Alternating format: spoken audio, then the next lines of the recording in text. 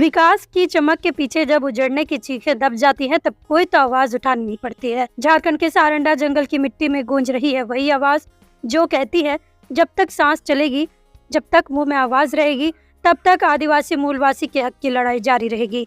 चाईबासा में झामुमो की जिला समिति की बैठक में सांसद श्रीमती जोबा मांझी ने यही संदेश दिया और 16 नवंबर की प्रस्तावित आर्थिक नाकेबंदी को दिया गया है झामुमो का नैतिक समर्थन। नमस्कार, आदाब जोहार, आप देख रहे हैं न्यूज 5 AM। कोल्हान पोड़ाहाट सारंडा बचाओ समिति की अपील को लेकर चाईबासा में झामुमो जिला समिति की अहम बैठक हुई। बैठक में ये प्रस्ताव पारित किया गया कि 16 नवंबर को आयोजित आर्थिक नाकेबंदी को पार्टी का नैतिक समर्थन मिलेगा।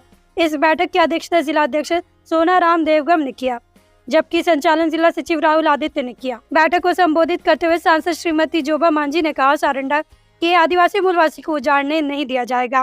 उन्होंने दावा किया कि सारंडा को वाइल्ड लाइफ सेंचुरी घोषित करने के पीछे भारत सरकार का बड़ा षड्यंत्र है, जिसके पीछे उद्योगपतियों, खासकर गौतम अडानी की गिद्ध दृष्टि सारंडा पर टिकी है।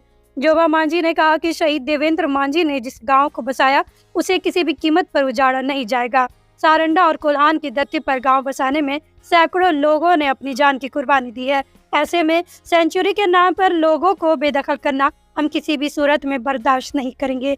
जोबा मांझी की आवाज में आज एक वादा था। उन्होंने कहा, मेरी सांस जब तक चलेगी और मुंह में आवाज जब तक रहेगी, तब तक आदिवासी मूलवासी के हक और अधिकार की लड़ाई में लड़ती रहूंगी। उन्होंने साफ कहा कि सारंडा को वाइल्ड लाइफ सेंचुरी बनाने के षड्यंत्र के खिलाफ सड़क से लेकर सांसद तक संघर्ष जारी रहेगा। उन्होंने ये भी कहा कि 16 नवंबर की आर्थिक नाकेबंदी पूरी तरह शांतिपूर्ण होगी और उसका उद्देश्य है जनता को जागरूक करना, जंगल, जमीन और जल के अधिकारों की रक्षा करना।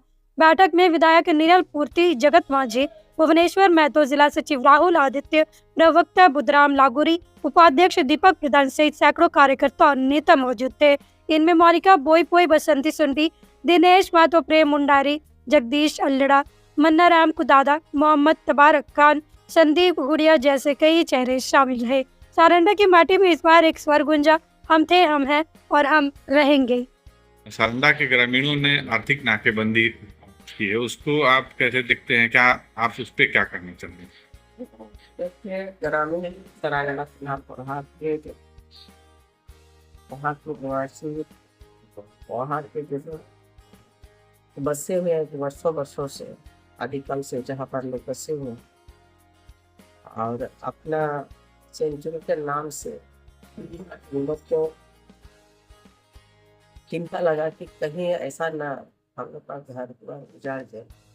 अब उसको लेकर के सारंडा वासी एकजुट होकर के अपना सामाजिक संगठन के माध्यम से 16 तारीख का जो चक्का जाम का जो आह्वान किया है, इसमें हम लोग अभी की जिम्मेदारी बनती है कि उनको समर्थन देना और उनको सही कर। देखिए, मेरा ही परिवार की बात नहीं है, ये झारखंड मुक्ति मोर्चा की यहाँ जल जंगल जमीन रक्षा की पार्टी है, जल जंगल बचाने की पार्टी है। इसलिए यहाँ पर जितने भी वन अधिकार अधिनियम कानून के तहत उनको जो अधिकार मिला, उस अधिकार को हनन होने नहीं दिया जाएगा। उनका रक्षा सुरक्षा करना पार्टी का भी जिम्मेदारी। ये सिर्फ सारंडा का मामला नहीं, ये उस मिट्टी की पुकार है जहाँ हर पेड़, पत्थर, बूंद का इतिहास है, जहाँ जंगल सिर्फ लकड़ी नहीं जीवन है। और जब विकास की रफ्तार इस जीवन को रौंदने लगे, तब सवाल उठाना जरूरी है, क्या हम विकास चाहते हैं या विनाश?